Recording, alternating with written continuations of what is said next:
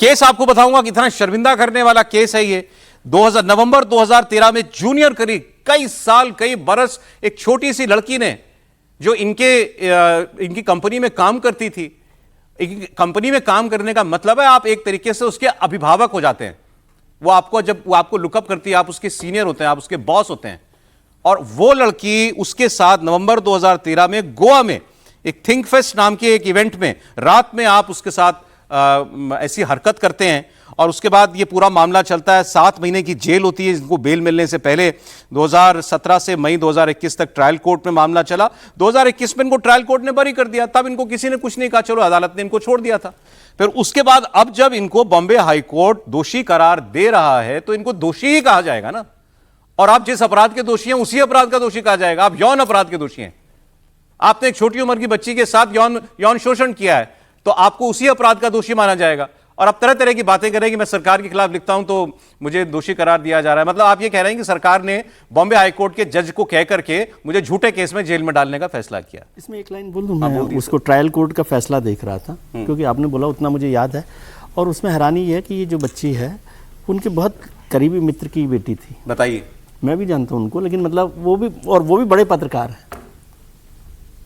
जिनकी बिटिया ये है वो भी बड़े पत्रकार रहे। लेकिन कोर्ट ने क्या कहा जिसके लिए वो इतना बोल रहे हैं, the trial court acquitted him of all charges including under IPC section 376, 354, giving him the benefit of the doubt after finding issues with evidence, contradictions in testimony and lack of sufficient corporation.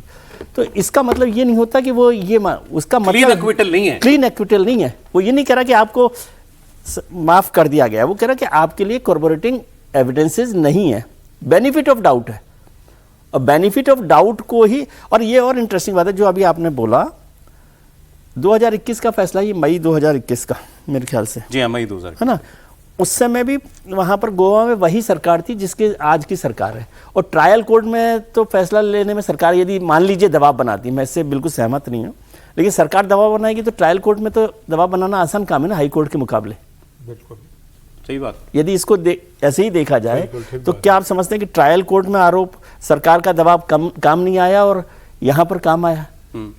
तो अभी तो मैं समझता हूं उनको ये अधिकार उनके पास है कि सुप्रीम कोर्ट जाए और वो कहेंगे जो फैसला आएगा ठीक है, सुप्रीम कोर्ट उस पर करेगा। और बहुत सारे रेफरेंसेस दिए जिस पर हर चीज बोल रहे, आज उसका मतलब ही नहीं है। वो सब अलग अलग इश्यूज है, किसको आप कैसे बात कर रहे हो। आपने कानूनी लड़ाई लड़नी है, आप लड़ो, वो आपका अधिकार है। वो अधिकार है, उसमें कोई बात नहीं। फालतू की बातें करने का कोई मतलब और उदाहरण देना तरह तरीके के। हाँ जी नहीं सौरभ जी, बेहयाई बेशर्मी का कोई चेहरा हो, नीचता का कोई प्रतिमान बनाना हो तो उसका नाम है तरुण तेजपाल। जिस तरह की घटिया हरकत, जिस तरह का विश्वासघात प्रोफेशन के साथ, पत्रकारिता के, जिसको बार बार हम कहते हैं ना कि पत्रकारिता में आप हैं और आप बॉस हैं और एक जूनियर कलीग है उसके साथ आपने किया। एक बार नहीं किया, 7 तारीख की रात को आपने किया। उस लड़की ने उस तरह से नहीं, एक जिसको कहते हैं कि रजिस्ट करना, रिएक्ट करना, वो नहीं कर पाई होगी, जो भी वजह रही होगी, परिवार जानता रहा होगा, दबाव रहा होगा, लोगों ने कहा होगा कि गलती हो गई, शराब के नशे में ये आदमी पागल हो गया, या जो भी समझाया होगा, या खुद ही वो माफी मांग लिया होगा। 8 तारीख को फिर से किया। इसका FIR इसकी नहीं लिखी गई क्योंकि ये बड़ा आदमी था।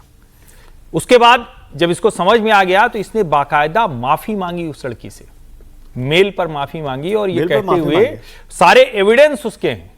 लिफ्ट के अंदर कैमरा नहीं काम कर रहा था, लेकिन लिफ्ट के बाहर लॉबी में इवेंट के जो जहां पर ये सब कुछ हुआ था एक 7 स्टार होटल में, वो पूरा का पूरा मैच कर गया। और उसके बाद ये आदमी इस तरह की नीचतापूर्ण बात कर रहा है, देशद्रोहियों के साथ कह रहा है कि देशद्रोही सब जेल में। तो जेल में है तो क्या करें? देशद्रोह के मामले में वो जेल में है ना। अगर वो छूट जाए, उनको बाइज्जत बरी कर दे अदालत, हम मान लेंगे। लेकिन तुम्हारे ऊपर जो आरोप हैं वो बड़े घटिया, बड़े नीच किस्म के आरोप हैं। चेहरा छुपाना चाहिए था तुमको, हाथ जोड़ के कहना चाहिए था कि जो भी हो गया, और जो कह रहे हो कि मैं 62 साल का हो गया हूं, मेरी पत्नी है इसलिए रहम करो, हाथ जोड़ के माफी मांग लेते ना। शर्म तो दिखती चेहरे पर। इतने नीच कर्म के बाद भी तुम्हारी ये बोली निकल रही, उसमें तुम कह रहे हो कि सरकार इसमें कोई वेंडेटा चला रही किसी तरह का तुम्हारे खिलाफ। सब सरकार को इसमें फुर्सत पड़ी हुई।